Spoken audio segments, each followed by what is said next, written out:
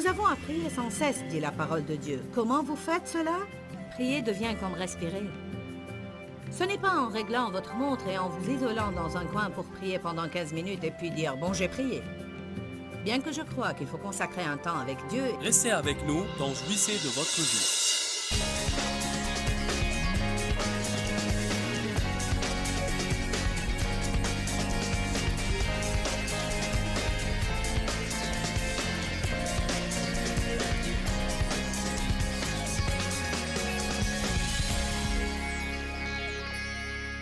Jacques 5, 16 est un merveilleux verset. J'aime ce verset. À chaque fois que je le lis, il m'encourage à prier, prier et prier. En fait, c'est la seconde partie du verset qui m'intéresse, mais on va le lire en entier. Confessez vos péchés les uns aux autres, vos gaffes, vos faux pas, vos offenses, vos erreurs, et priez les uns pour les autres, afin que vous soyez guéris, restaurés dans votre esprit et votre cœur. Écoutez bien maintenant. La prière sincère et continue du juste et qui vient du cœur a une grande efficacité et libère une force agissante. Dites tous, à chaque fois que je prie, une prière sincère et qui vient du cœur, je rends une force puissante disponible. N'est-ce pas merveilleux? La prière sincère et continue du juste est très efficace. Par elle, une force puissante devient disponible. Je vais parler un peu du mystère de la prière. Watchman Nee dit « La prière est l'acte le plus merveilleux et le plus mystérieux dans le domaine spirituel. » Je dis que la prière est un acte spirituelle. Elle entre dans le domaine spirituel invisible et amène beaucoup de choses de ce domaine invisible au domaine visible dans lequel nous vivons. Quand je prie, spirituellement, j'entre dans une dimension que je ne vois pas et je m'associe avec Dieu dans cette dimension à travers la prière et j'en ramène des choses pour ma vie, ma société et la vie des autres, des choses que Dieu a déjà déposées et mises de côté pour nous dans notre compte céleste. Mais on ne les aura jamais, à moins de prier et de les demander à Dieu.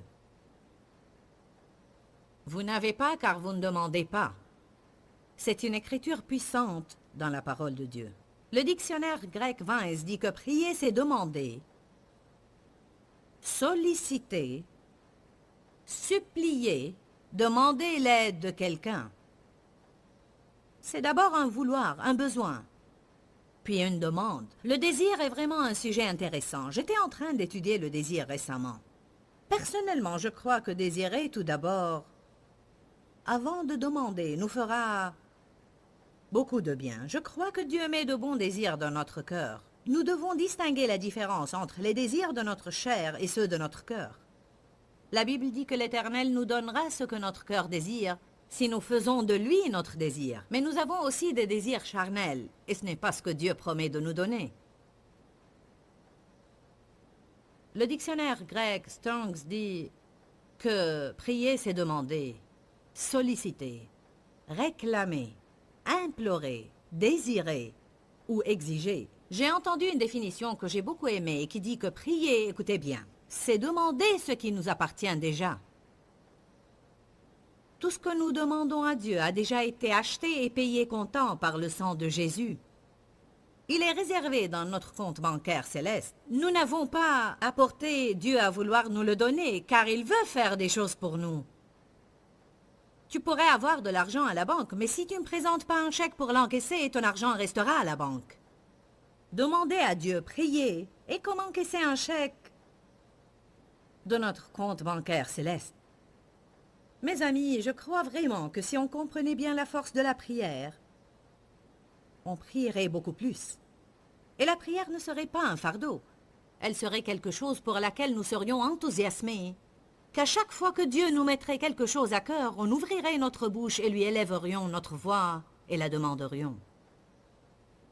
Nous Nous avons à prier sans cesse, dit la parole de Dieu. Comment vous faites cela? Prier devient comme respirer. Ce n'est pas en réglant votre montre et en vous isolant dans un coin pour prier pendant 15 minutes et puis dire « bon, j'ai prié ». Bien que je crois qu'il faut consacrer un temps avec Dieu, et je crois que consacrer un temps pour prier est très important.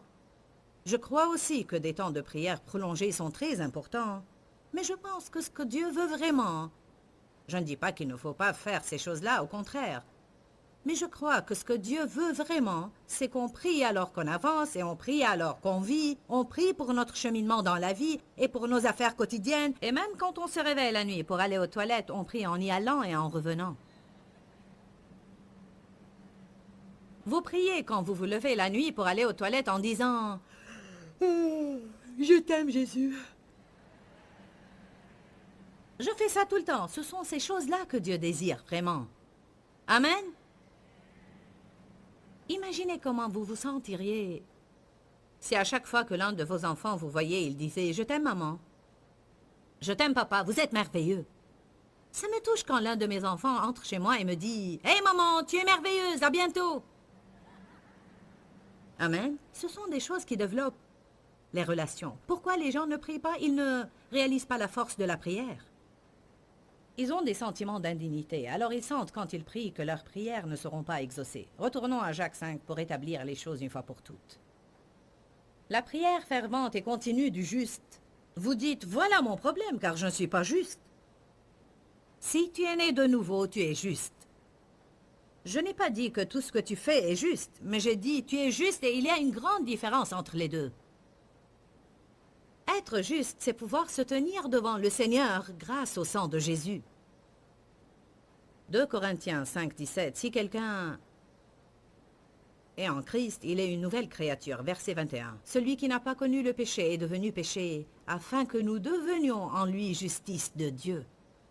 Vous êtes devenus justice de Dieu par le sang de Jésus. Vous n'êtes pas justifiés par vos œuvres. Vous êtes justifiés par le sang de Jésus. La justification signifie qu'on est devenu juste comme si on n'avait jamais péché. Alors je peux m'approcher avec assurance du trône grâce au sang. Le verset 17 nous donne un exemple très clair sur la justice. Élie était un homme de même nature que nous. Il était humain. Il avait des sentiments comme nous, des émotions, et une constitution juste comme la nôtre. Il pria pour qu'il ne pleuve pas et il ne tomba pas de pluie sur la terre pendant 3 ans et 6 mois. Puis il pria de nouveau, et le ciel donna de la pluie, et la terre produisit son fruit comme d'habitude. Pourquoi cela est mentionné ici? C'est comme s'il est mentionné entre... Voilà qu'on est en train de parler de la prière, et puis on lit ces versets à propos d'Élie, et maintenant, il parle de ramener les personnes égarées loin de la vérité. Cette histoire a été insérée là pour que, si vous sentiez que vous n'êtes pas juste et que vous ne pouvez pas prier de manière effective, vous penserez à Élie, qui a expérimenté les victoires et les défaites. On expérimente tous cela. Nous avons tous des victoires et nous avons tous des défaites dans nos vies. Nous avons de bons jours, nous avons de mauvais jours, nous avons des jours glorieux, nous avons des jours spirituels, nous avons des jours charnels. J'aime bien Hébreux chapitre 4, versets 15 et 16, qui dit que nous avons un souverain sacrificateur qui nous comprend. Alléluia. Est-ce que cela vous réconforte aujourd'hui? Jésus vous comprend. Pourquoi? Parce qu'il a déjà vécu dans un corps charnel. Il a expérimenté la tentation. La Bible dit qu'il a été tenté comme nous à tous égards sans commettre de péché. Verset 16. Approchons-nous donc avec assurance du trône de la grâce, afin d'obtenir miséricorde et de trouver grâce en vue d'un secours opportun. Jacques chapitre 4, verset 2. Ouvrez sur ce passage pour un instant. En fait, nous allons lire le premier verset tout d'abord.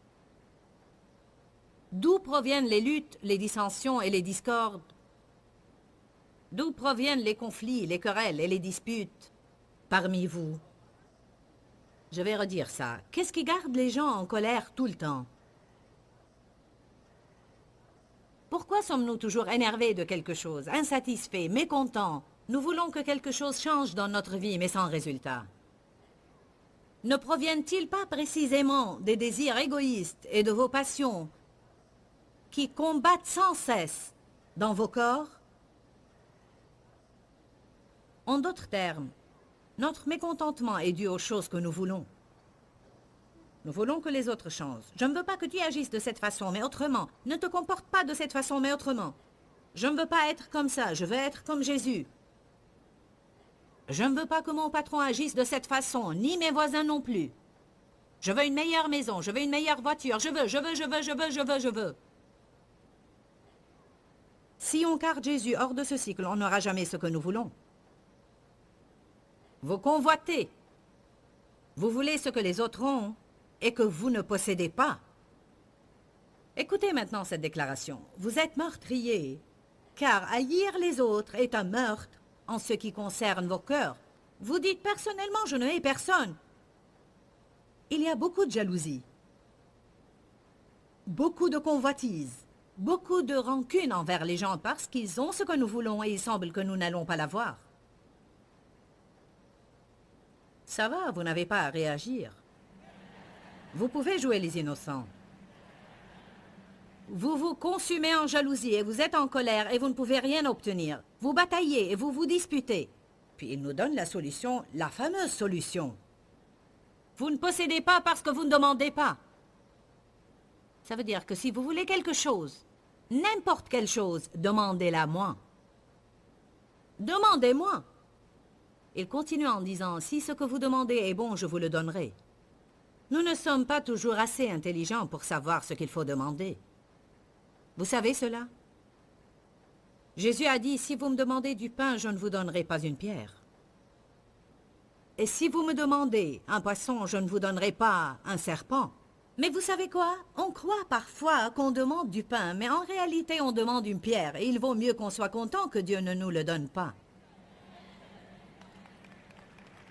Amen. Il se peut parfois qu'on demande une chose ou il y a une certaine personne que nous désirons dans notre vie sans réaliser qu'on ferait entrer un serpent dans nos vies.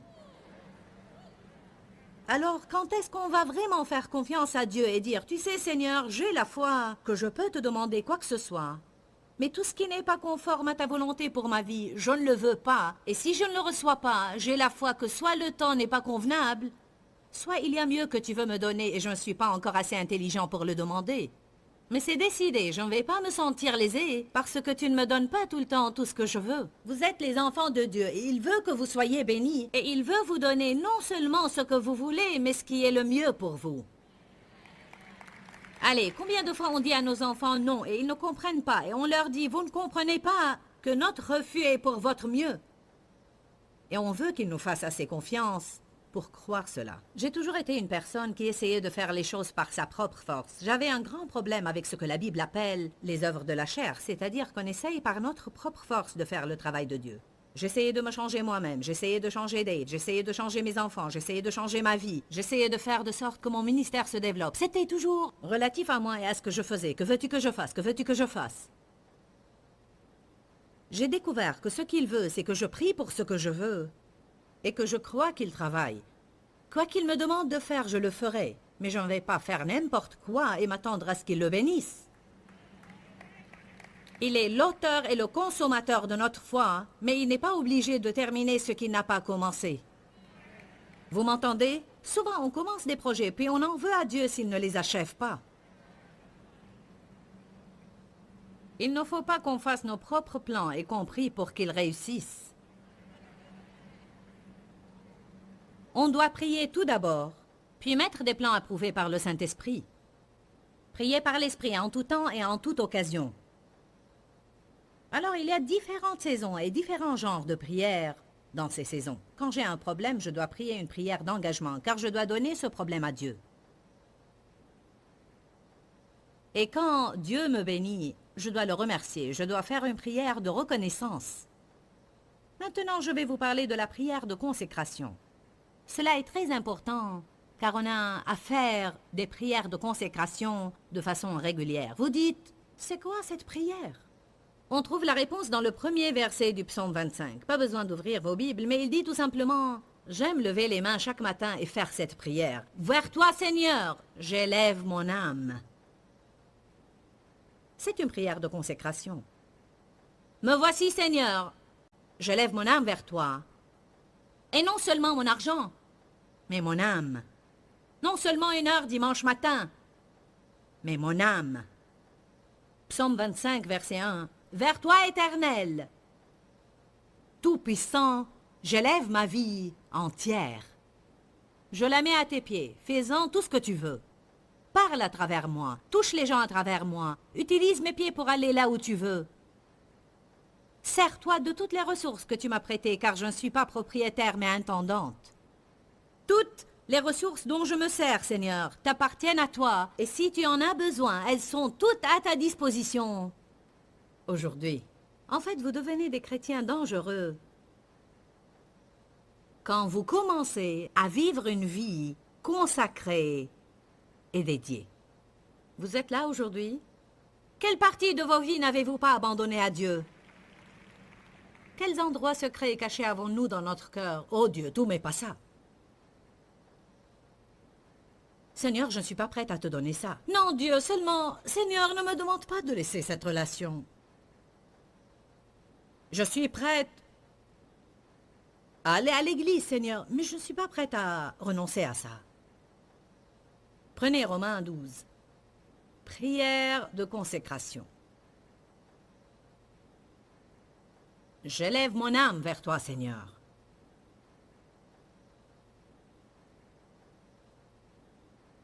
J'aime Romains 12, 1. J'aime prier la parole. Notez ces écritures jusqu'à ce que, si vous les lisez assez souvent, vous commencerez à les mémoriser. Mais si vous avez besoin de votre Bible pour les réciter, ouvrez-la au psaume 25, 1 et dites « Je me tourne vers toi, Seigneur mon Dieu », puis allez à Romains 12 et priez ceci. Paul a dit « Je vous exhorte donc, frères, et je vous invite, par les compassions de Dieu, de faire une dédicace décisive. » Que veut dire cela? Il faut que vous preniez une décision. Dieu vous a donné une volonté libre et vous ne lui appartiendrez que lorsque vous lui dédiez votre âme. Il ne vous forcera à rien faire. Il vous conduira, vous guidera et vous incitera, mais il vous laissera toujours la liberté de choisir. Il ne veut pas des robots qui n'ont pas de choix. Il veut qu'on le choisisse à lui. Il veut aussi qu'on lui sacrifie notre vie volontairement à l'autel chaque jour et qu'on lui dise « Seigneur, que ta volonté soit faite, pas la mienne ». C'est une prière très puissante que vous pouvez prier. Que ta volonté soit faite, non la mienne. Que ta volonté soit faite sur cette terre et non pas sur la terre, comme au ciel. Nous sommes formés de la poussière de la terre. Nous sommes terre. Que ta volonté soit faite sur cette terre. Allez, comme elle est faite au ciel. Il faut que vous offriez vos corps comme un sacrifice vivant. Je pourrais rentrer dans des détails que vous n'aimeriez pas entendre.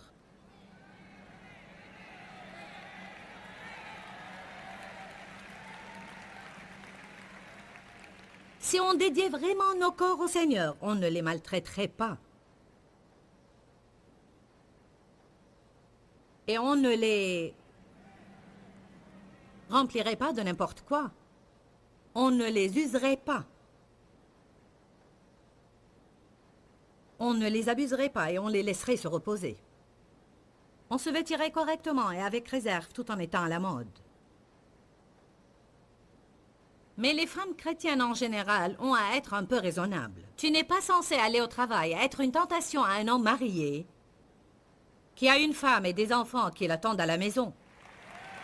Je m'en fous si les mini ou micro-jupes sont à la mode. Cela ne veut pas dire que tu as la permission de Dieu pour les porter.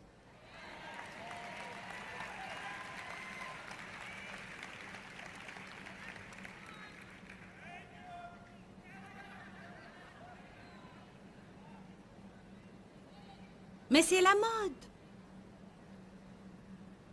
Offrez et dédiez vos corps. Et tu n'as pas à avoir l'air démodé. Habille-toi décemment. Amen. Mais que tout se fasse avec bienséance et avec ordre. Et fais attention à ce que le haut de ton vêtement ne soit pas trop décolleté. Et que ta jupe ne soit pas trop courte. Et que le tissu ne soit pas trop transparent. Et que tes vêtements ne soient pas trop collants. Bien.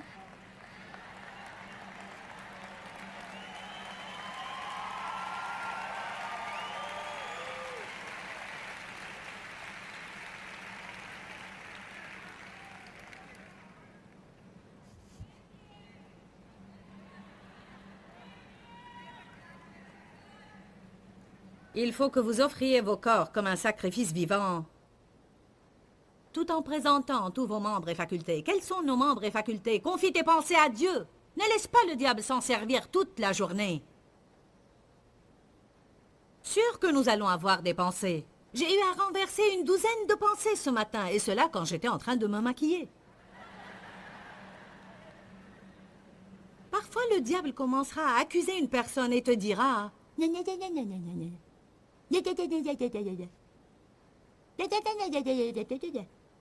Et cela pendant que tu essaies de t'habiller pour sortir. Comment tu interromps les mensonges de Satan? Ouvre ta belle petite bouche jointe et dis, il est écrit. Je suis empli d'amour, et l'amour excuse tout et croit tout.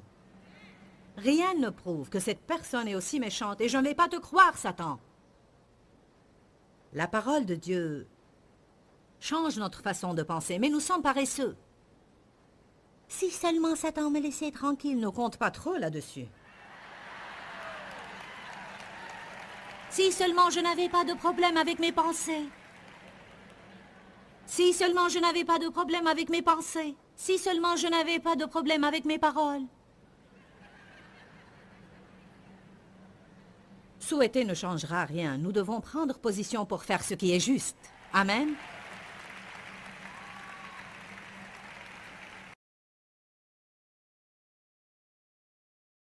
J'aime dans Jacques 5 l'écriture qui dit « La prière sincère et fervente du juste libère une force agissante et a une grande efficacité. » Quand on prie, surtout si on le fait avec foi, pas tout le monde prie avec foi. Parfois on prie avec désir, on prie avec espérance et parfois on prie avec peur.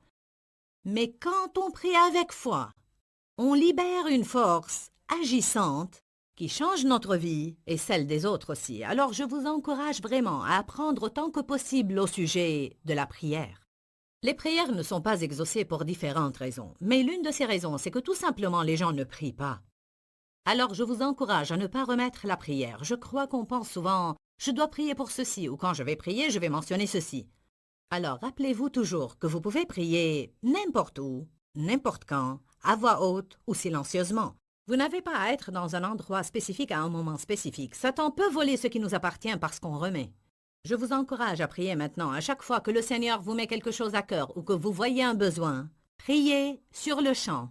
Et ainsi votre vie de prière sera plus agissante et plus efficace que jamais. N'oubliez pas qu'il y a la vie dans la parole. Que le Seigneur vous bénisse. Dis-leur que je les aime. Dans ce livret, Joyce Meyer donne une révélation de l'amour de Dieu pour nous.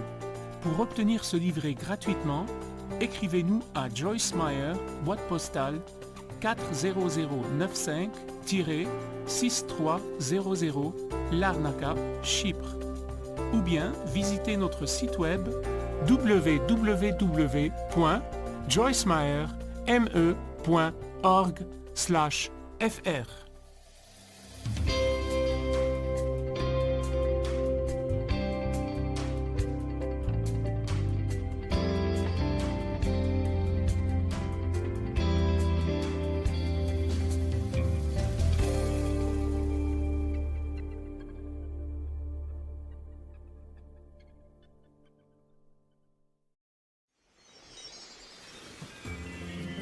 Car les prières qui sortent des lèvres ne plaisent pas à Dieu. Il faut que notre cœur soit connecté à nos louanges. Il faut que notre cœur soit connecté à nos paroles. Alors il faut qu'on apprenne à avoir une meilleure concentration.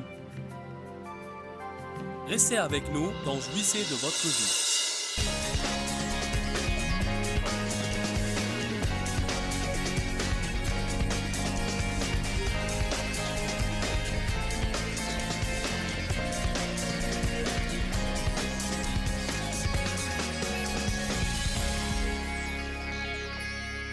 Les personnes les plus puissantes dans la prière sont celles qui intercèdent pour leurs ennemis. Allez, Job avait à prier pour ses amis, qu'il avait blessés et déçus. Mais immédiatement après cela, il est écrit, Job pria pour ses amis, et l'Éternel lui accorda le double de ce qu'il avait possédé. Mon père a abusé de moi. J'ai prié pour lui durant 30 ans. J'ai semé des grains et vécu selon l'amour. Et à 80 ans, il a enfin donné sa vie au Seigneur et expérimenté la nouvelle naissance. Et on l'a baptisé. Mon père n'est pas en bonne santé maintenant et il reste tout le temps assis sur une chaise. Mais il met une grande bénédiction. En fait, quand je l'ai visité l'autre jour, il m'a dit « Tu sais, ma petite, j'aime beaucoup le message que tu prêches maintenant à la télé et qui est intitulé « Je suis sur la bonne route ». Il a dit « Tu as tabassé le diable la semaine passée ».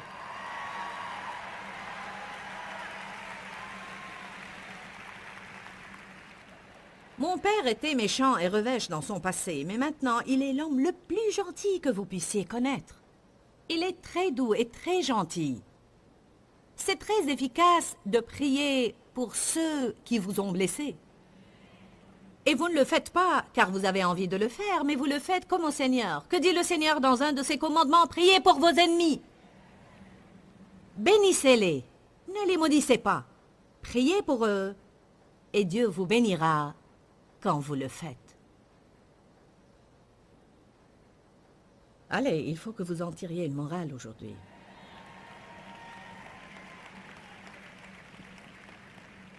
Parlons un peu maintenant de la prière de l'importunité. Prenez Luc 18. C'est une prière continue. Certaines prières consistent à dire quelques phrases et puis vous vous occupez de vos propres affaires. Mais d'autres prières continuent à vous revenir à cœur d'une façon continue et sans arrêt. Certaines personnes disent « Priez jusqu'à avoir votre percée ». C'est un slogan que les intercesseurs utilisent parfois, ou bien vous devez prier jusqu'à être libéré. Luc chapitre 18, verset 1. Jésus leur dit une parabole pour montrer qu'il faut toujours prier, sans se lasser et sans jamais se décourager ou abandonner. Il dit, il y avait dans une ville un juge qui ne craignait Dieu et qui ne respectait pas ni n'avait d'égard pour personne. Il y avait aussi dans cette ville une veuve qui venait lui dire, « Défends-moi, protège-moi, fais-moi justice contre mon adversaire. » Pendant longtemps, il ne voulut pas. Mais ensuite, il se dit en lui-même, « Bien que je ne craigne pas Dieu et que je ne respecte ni n'ai d'égard pour personne, néanmoins parce que cette veuve continue à m'importuner, je la protégerai et je lui ferai justice, sinon elle reviendra sans cesse m'ennuyer et m'exaspérer par son importunité. Et finalement, elle finira par m'exaspérer et par m'épuiser. » Alors le Seigneur ajouta, « Écoutez bien ce que dit le juge inique. Il dit, s'il est possible d'épuiser un juge méchant et injuste, alors que fera notre Dieu qui est juste pour nous si on ne lâche pas? » Dans certaines situations, je me suis tournée vers Dieu et lui ai dit, « Me voici de nouveau. Seigneur, je ne veux pas paraître irrévérencieuse, mais je ne vais me taire qu'après avoir eu ma percée. Parce qu'il y a certaines choses qui sont sûrement conformes à la volonté de Dieu, et je dis, je ne me tairai qu'après avoir eu ma percée. » Continuons, Luc 18, verset 7. « Et Dieu ne ferait-il point justice à ses élus qui crient à lui jour et nuit? Et tarderait-il à leur venir en aide? Je vous le dis, il les défendra et protégera et leur fera promptement justice. Mais quand le Fils de l'homme viendra, trouvera-t-il la persévérance dans la foi sur la terre? » Ne baissez pas les bras. Je vais partager avec vous un autre principe pendant que nous y sommes. Verset 10. 2 hommes montèrent au temple pour prier. On a expliqué hier comment la prière sincère vient du cœur et que nous devons faire attention à ce que nous disons et comment nous pouvons réciter des prières qui n'ont aucun sens. Je pourrais réciter le Notre Père et penser à autre chose en même temps. On a même dit combien il faut faire attention si on utilise des livres de prière, car on pourrait lire les prières de ce livre sans que notre cœur y soit. Je ne vous dis pas de ne pas les utiliser. Personnellement, je fais mes propres prières, mais je sais que d'autres personnes aiment faire autrement. Je n'essaie pas de passer une loi et je pense que ça va tant que notre cœur y est. Amen. De même si vous allez à une église où on récite des prières données chaque semaine, on récite les mêmes prières ou liturgies et on répète la même chose plusieurs fois chaque semaine, vous devez faire attention à ce que votre cœur y soit. Car les prières qui sortent des lèvres ne plaisent pas à Dieu. Il faut que notre cœur soit connecté à nos louanges. Il faut que notre cœur soit connecté à nos paroles. Alors il faut qu'on apprenne à avoir une meilleure concentration. Cela est très important. Il faut qu'on apprenne à mieux se concentrer. C'est pourquoi la Bible dit d'entrer dans une chambre et prier. Il faut que vous vous éloigniez des distractions autant que possible. Il est évident que quand vous vous occupez de vos affaires, vous avez à prier dans votre cœur ou dire discrètement des choses à Dieu. Mais nous devons nous concentrer. Mais voici un homme qui semblait être en train de prier, et malgré cela, la Bible dit qu'il n'était pas en train de parler à Dieu, il parlait à lui-même. Je crois que quand on prie parfois, surtout quand on prie à voix haute, on le fait pour impressionner les autres. Ou bien même pour nous impressionner nous-mêmes. On est impressionné par notre propre éloquence. Allez, soyons honnêtes. 2 hommes montèrent au temple pour prier, l'un était pharisien et l'autre collecteur d'impôts. Le pharisien se tint debout avec ostentation, et il commença à prier pour et avec lui-même. Dieu merci, car je ne suis pas comme le reste des hommes, qui sont malhonnêtes, accapareurs, injustes dans leur cœur et leur vie est adultère, et en particulier pas comme ce collecteur d'impôts là-bas. Puis il commence à citer toute une liste de ses bienfaits. Mais la partie que j'aime, c'est qu'il n'est même pas mentionné qu'il était en train de prier à Dieu. Il est entré au temple pour prier, mais il a prié devant et pour lui-même. Faites attention quand vous faites ce que vous considérez être une prière, de ne pas être en train de vous parler à vous-même. Et je crois qu'on doit surtout faire attention quand on est en train de prier dans un groupe ou avec quelqu'un qui s'accorde avec nous, de ne pas être en train d'essayer de paraître éloquent. Parfois, certaines personnes commencent à prêcher et appellent cela une prière.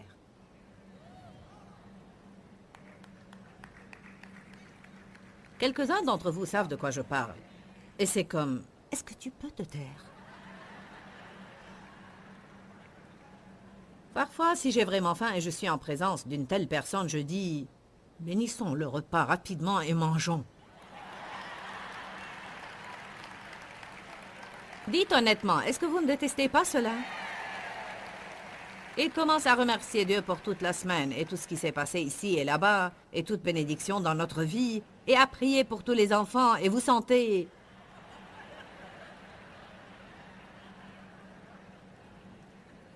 Si jamais vous commettez l'erreur de commencer à manger avant de prier, dès que vous vous en rendez compte, dites que tout ce qui est en moi bénisse l'Éternel, et Dieu le couvrira.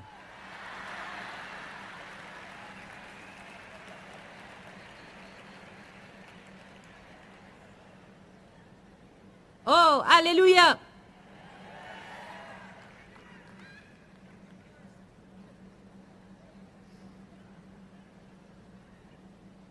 On doit prier jusqu'à ce qu'on se sente libéré des choses. Il y a différents genres de prières. Les prières qui vous viennent à cœur et vous les mentionnez simplement à Dieu. Et vous êtes libéré. Mais je crois que parfois, écoutez-moi bien car cela est important, parfois les gens prient par obligation et sans être guidés par le Saint-Esprit. Et c'est pour cette raison que la prière devient souvent une œuvre épuisante sans vie pour les gens. Parfois, le Seigneur me met quelque chose ou quelqu'un à cœur et je le sens vraiment. C'est au-dedans de moi et je commence à prier, mais parfois je sens que je suis dans l'obligation de prier. Et je ne comprends pas vraiment pourquoi je n'ai pas envie de le faire. Alors je me force à prier. Et c'est comme... Nous ne sommes pas les seules personnes dont Dieu se sert. Il se servirait peut-être d'une autre personne pour suffire à ce besoin. Alors pourquoi on n'a pas le courage de commencer à prier des prières que l'Esprit de Dieu nous met à cœur et selon sa direction, apprendre à aller jusqu'au bout des choses. Parfois vous aurez ce qu'on appelle un fardeau. Jérémie a beaucoup parlé des fardeaux. Et le fardeau, c'est quelque chose qui vous vient lourdement à cœur. Parfois vous ne savez pas ce que c'est, mais... vous sentez le besoin de prier. Cela m'est arrivé récemment quand j'étais en train de regarder à la télé un programme que je voulais regarder. Mais j'ai eu ce désir de pleurer et c'était comme... je ne sais pas ce que j'ai et ce qui m'arrive. Je me sens vraiment de l'intérieur. Alors j'ai éteint la télé et je suis tombée sur ma face. Et j'ai commencé à prier. et pleurer devant le Seigneur. Et puis soudain, une jeune femme me vint à l'esprit et je savais qu'elle passait par des moments difficiles. Et pour 15 minutes peut-être, j'ai prié et j'ai intercédé et j'ai prié et j'ai pleuré et prié pour elle. Laissez-moi vous dire quelque chose, vous ne pouvez pas inventer cela. Alors si cela ne vous est jamais arrivé, ne quittez pas en disant « Qu'est-ce que j'ai ?» Dieu ne se sert pas beaucoup de moi de cette façon. La plupart de mes prières sont normales et ordinaires. D'autres personnes ici, je veux dire que j'ai une amie à Minnesota qui a le don d'intercession. Et je vous dis qu'à chaque fois qu'elle se met à genoux pour prier, après moins de 5 minutes, elle commence à crier et pleurer. Elle a un appel différent du mien, et je ne me sens pas non spirituelle quand je prie avec elle, et qu'elle commence à pleurer pendant que je dis « Loué soit Dieu ». Quand est-ce qu'on va apprendre à arrêter de comparer nos appels, nos dons et nos offices avec ceux des autres et accomplir notre tâche? Amen.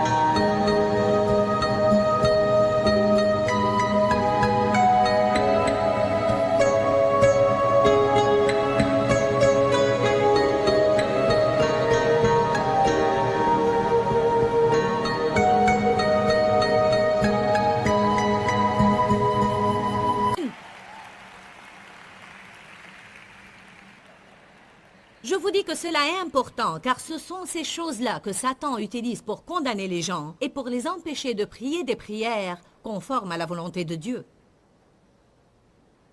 Chacun est appelé à prier, mais pas tout le monde est appelé à être intercesseur.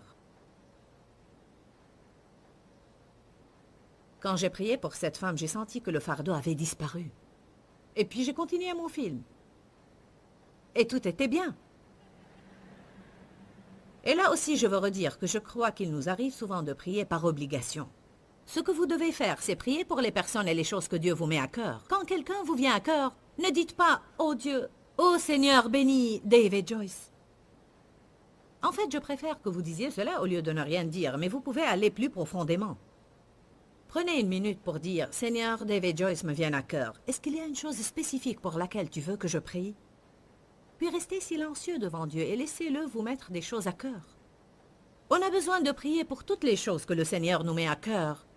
Et de cette façon, la prière devient un travail en quelque sorte, et parfois nous n'aimons pas le travail. Nous voulons faire notre devoir et vaquer à nos occupations. Alors il y a certaines choses pour lesquelles vous allez prier longtemps, et d'autres pour lesquelles vous allez prier une fois et les oublier après. Et d'autres pour lesquelles vous allez vouloir prier, mais Dieu ne vous donnera pas la grâce de le faire. Il se peut que vous priez parfois pour quelqu'un et que ce ne soit pas la volonté de Dieu. Prenez Jérémie 7.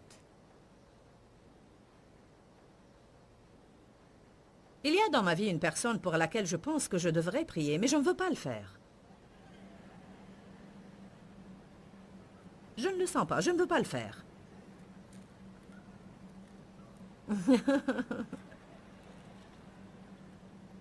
Vous pensez maintenant, Dieu. Elle dit des choses que je voulais dire, mais je n'ai jamais osé le faire. C'est tout ce que je fais ici. Je dis ce que vous avez à cœur et que vous n'osez pas dire.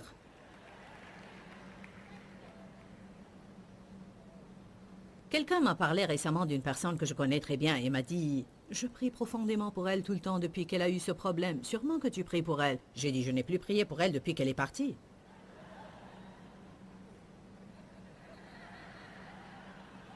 Pourquoi? Parce qu'il y a des saisons. J'ai prié pour elle pendant une saison et maintenant c'est terminé. Je pense que quelques-uns ont appris quelque chose maintenant. Je refuse de vivre selon la chair. J'ai suffisamment vécu selon la chair. Il se peut aussi que vous priez selon la chair pour tout ce que vous pensez que vous devriez prier pour, au lieu de prier pour ce que Dieu vous met à cœur. Priez par l'Esprit, en toute occasion et dans toute saison. Par l'Esprit. Vous aimeriez beaucoup plus la prière si vous faites cela. Amen. Certains ont des missions de prière. Parfois, le Seigneur céleste vous confie une personne et votre mission sera de prier pour elle. Cette femme que je connais à Minnesota me dit tout le temps, « Joyce, tu es ma mission. » Elle prie toujours pour moi. Dans cette assemblée, il y a une jeune fille qui voyage avec nous, car je suis sa mission. Elle a dit, « Même si j'aurais à démissionner de mon travail, je dois venir et prier. » Car je ne peux pas être heureuse à moins de prier pour toi. Et tu es ma mission. Nous devons connaître les missions qui nous ont été assignées par Dieu et commencer à les accomplir, et nous devons arrêter de faire ce que Dieu a appelé une autre personne à faire. Amen. Jérémie chapitre 7, verset 16. Cela va choquer quelques-uns d'entre vous. Et toi ne prie pas en faveur de ce peuple. N'élève pour eux ni cri ni prière. N'intercède pas auprès de moi, car je ne t'écoute point ni ne t'entends.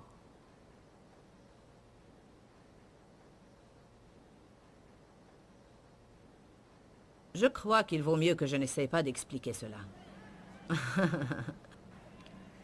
Parfois, à travers nos prières, je dois faire attention à ce que je dis, parfois à travers nos prières, on éloigne l'ennemi des gens, alors que parfois il faut qu'il passe par certaines circonstances difficiles afin qu'il se tourne vers Dieu.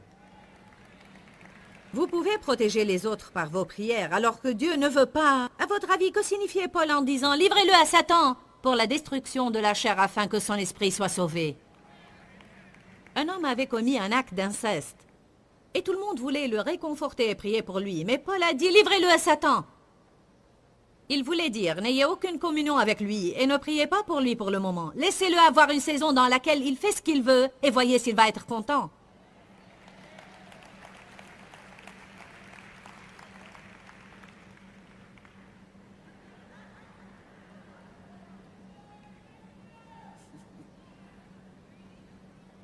Allez.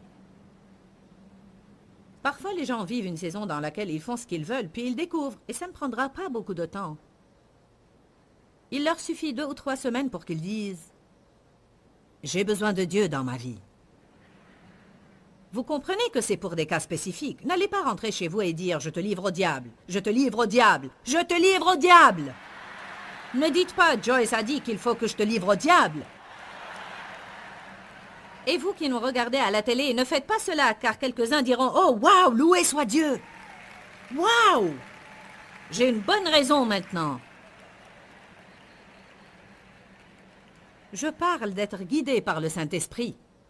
Je parle d'apprendre à distinguer quand l'onction est présente et quand elle ne l'est plus. Écoutez bien cela. Là où Dieu est présent, il y a facilité, il y a abondance, il y a l'onction avec cette huile sainte qui est la présence du Saint-Esprit. Quand j'ai à lutter, à me débattre et à faire des efforts, alors il y a quelque chose qui ne va pas dans ce que je fais.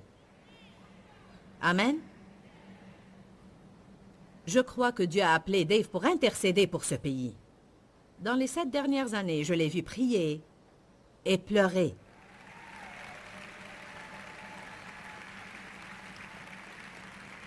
Et je ne veux pas dire que je vis selon la chair, mais durant cette période, j'ai essayé de sentir ce qu'il ressentait. Mais je n'ai même pas pleuré une fois. Cela ne veut pas dire que je ne m'en soucie pas. Ça veut dire que nous formons une équipe et Dieu se sert de nous différemment. Il se sert de moi d'une façon et il se sert de lui d'une autre façon. Alors je peux être moyennement préoccupé, tandis que lui est dans une autre dimension. Et si je dis « Qu'est-ce qui ne va pas chez moi pour que je n'ai pas les mêmes sentiments ?»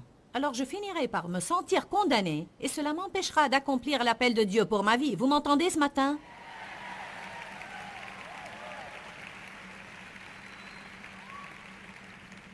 Loué soit Dieu.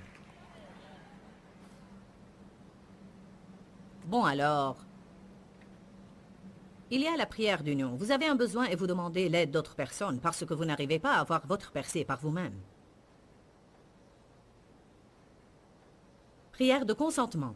Vous vous rassemblez avec d'autres personnes pour prier, mais cette prière ne peut être faite que par des personnes qui vivent en union.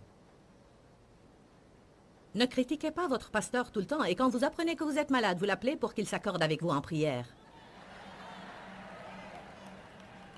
Tu ne peux pas te disputer avec ton mari tout le temps et quand il perd son travail, tu lui dis « accordons-nous en prière ». Vous ne pouvez pas vous accorder seulement pour les choses que vous voulez. Cette prière ne peut être faite que par des personnes qui vivent en accord. Le Seigneur dit, si deux d'entre vous s'accordent sur la terre pour demander une chose quelconque, elle leur sera accordée par mon Père qui est dans les cieux. Dieu apprécie tellement les personnes qui payent le prix pour vivre en consentement, en union et en harmonie, qu'il dit que quand deux telles personnes se rassemblent, une force puissante leur sera accordée et ils auront leur percée.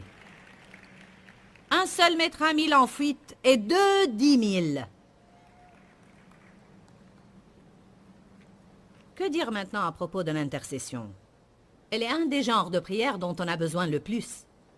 Pourquoi? Parce qu'il y a beaucoup de personnes qui ne savent pas comment et de quelle façon prier pour eux-mêmes.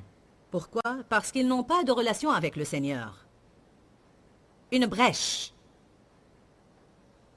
Dieu a dit, je n'ai pas trouvé parmi eux un homme qui se tienne à la brèche. C'est quoi une brèche? C'est un espace entre deux choses. Maintenant, il y a un espace entre la chair et moi. Si je ne pouvais pas marcher, j'aurais eu besoin, si je voulais être en contact avec la chair, j'aurais eu besoin de quelqu'un qui se tienne dans la brèche pour que j'atteigne la chair. Amen.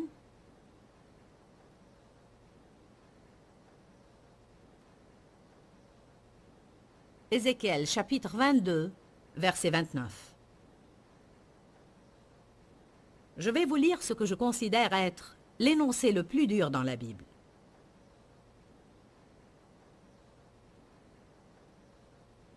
Ézéchiel 22, à partir du verset 29.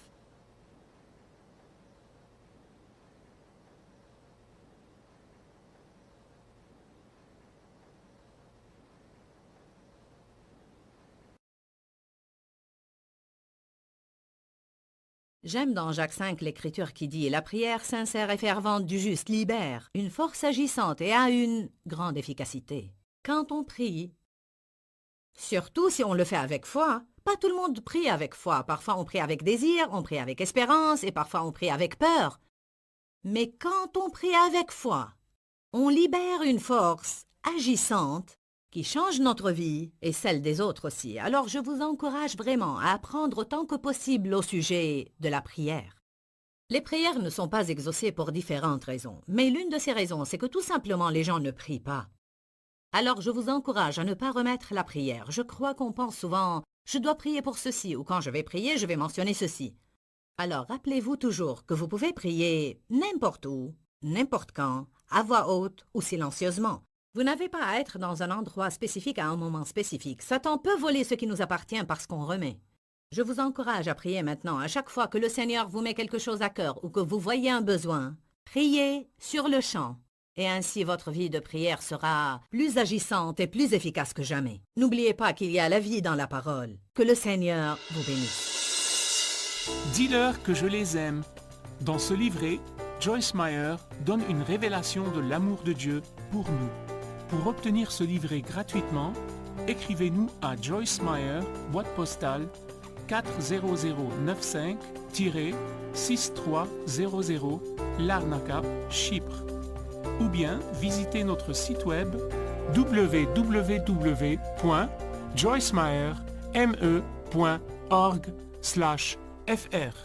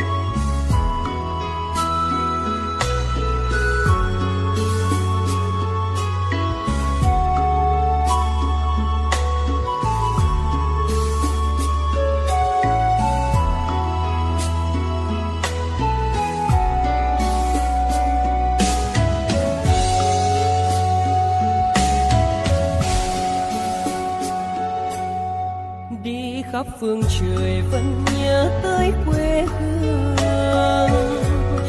Người về đây thăm làng Trù quê mẹ và làng Sen quê cha, xúc động bồi hồi người rơi giọt lệ, thương mái nhà tranh thương đất mẹ nghèo.